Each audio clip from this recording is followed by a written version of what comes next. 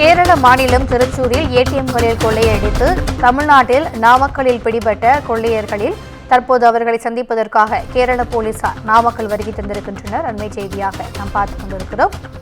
இன்று காலை நாமக்கல் மாவட்டம் குமாரபாளையம் அருகே கண்டெய்னர் லாரியில் தப்பிக்க முயன்ற கொள்ளையர்களை தமிழ்நாடு போலீசார் சுற்றி வளைத்து பிடிக்க முயன்றபோது துப்பாக்கிச்சூடு நடத்தப்பட்டதில் ஒருவர் கொலை செய்யப்பட்டிருக்கிறார், மற்றொருவர் மருத்துவமனையில் சிகிச்சை பெற்று வருகிறார். இந்த நிலையில் அவர்கள் கேரளா மாநிலம் திருச்சூரில் 3 ஏடிஎம்களில் 65 லட்சம் ரூபாய் பணத்தை கொள்ளையடித்து தப்பிச் சென்றது தெரிய வந்திருக்கிறது. இந்த நிலையில் இந்த விசாரணைக்காக தற்போது கேரளாவிலிருந்து போலீசார் நாமக்கல் மாவட்டத்திற்கு வந்திருக்கின்றனர். அண்மை செய்தியாக பார்த்துக் கொண்டிருக்கிறோம்.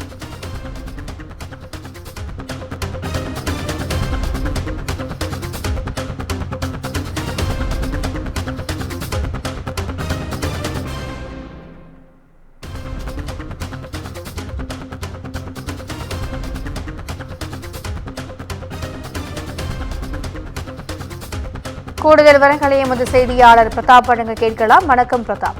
கேரள போலீசார் யார் யாரெல்லாம் இங்க வந்திருக்கிறாங்க, என்ன மாதிரியான விசாரணை அங்கு நடைபெறுகிறது? கூடுதல் விவரங்கள்.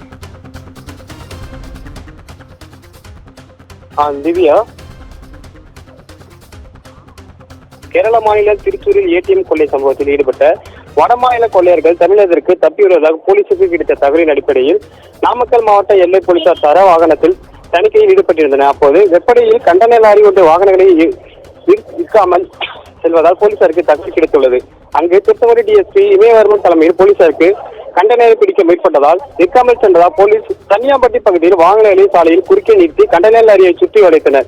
அதிலிருந்து டிரைவர் உட்பட 4 பேரை பிடித்தனர். பின்னர் அருகே உள்ள நூற்பாலைக்கு கண்டெய்னர் லாரியை கொண்டு சென்று கண்டெய்னர் திறந்து சோதனை செய்த போது உள்ளே வடமாநில கொள்ளையர்கள் 3 பேர் பதுங்கியிருந்தனர். போலீசாரை கண்டனர்.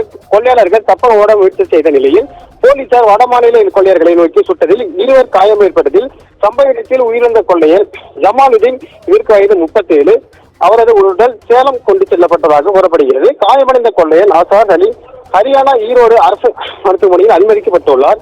இதில் ஒருவர் தப்பி ஓடிவிட்டதால் 4 வடமாநில இளைஞர்கள் கொள்ளையர்கள் பள்ளிப்பாளையம் காவல் நிலையத்திற்கு அழைத்துச் சென்று விசாரணை நடத்தி வருகின்றனர். இதன் அடிப்படையில் திருச்சூர் காவல் நிலைய ஆய்வாளர் ஜிஜோ மற்றும் 2 காவலர்கள் எப்படி காவல் நிலையம் வருகை தந்துள்ளனர் மற்றும் கொள்ளையர்களை தொடர்ந்து தீவிர விசாரணை மேற்கொண்டு வருகின்றனர்.